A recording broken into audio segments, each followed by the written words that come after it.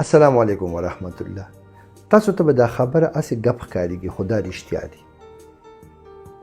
ډېر ماشومان راولي وایي چې دې خبرې نه کوي او د نورو وړو سره لوبې نه کوي او چې تپوس ترې وکړي نو موبایل شپه او ورځ استعمالوي او دې ته وایي ډیجیټل یا ورچوال آټیزم.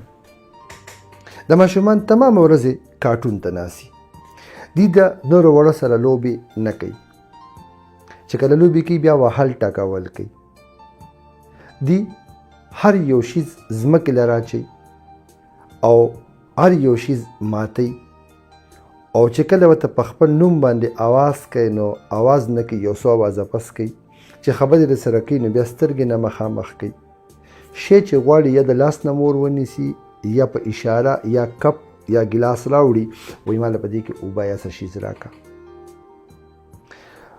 دا ماشومان بغیر د موبایل نه روټۍ نه خوري، خوراک نه کوي، چغې ډېرې زیاتې وخي او خوب هم بغیر د موبایل نه کوي او چې راپاسي نو هم ړمبې موبایل غواړي. د دې خبرې ځکه لیټ وي چې کله انسان خبرو ته مخامخ شي نو دی به خبرې زده کړي. د ده په دماغو کې دقه کارټون پروت دی او دی حقه خبرې زده کوي. داسې ماشومان پکې راولي چې د هغوی په کور کې څوک انګریزي نه وایي، دا ماشومان د انګریزۍ ټکي وایي، اردو ټکي وایي او حقه شان چغې وخي او بې قلاره وي. ناقراره ماشومان وي، چغې روړې جوړې کړي.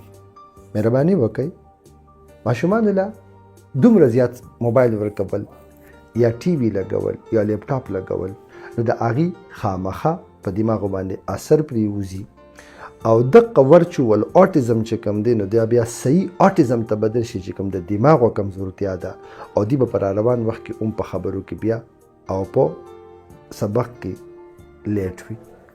نو د دې دپاره اوس علاج څه دی چې په ورو باندې دا سکرین ټایم مطلب موبایل ټي وي کمول او دوی د نورو وړو سره پرېښودل چې منډې ترډې وخي، وهل ټکول کې دی یو بل سره، نو عامه ژبه به یې زده کړي، کنې دا بیا پوخ مرض ته اوړي. السلام علیکم.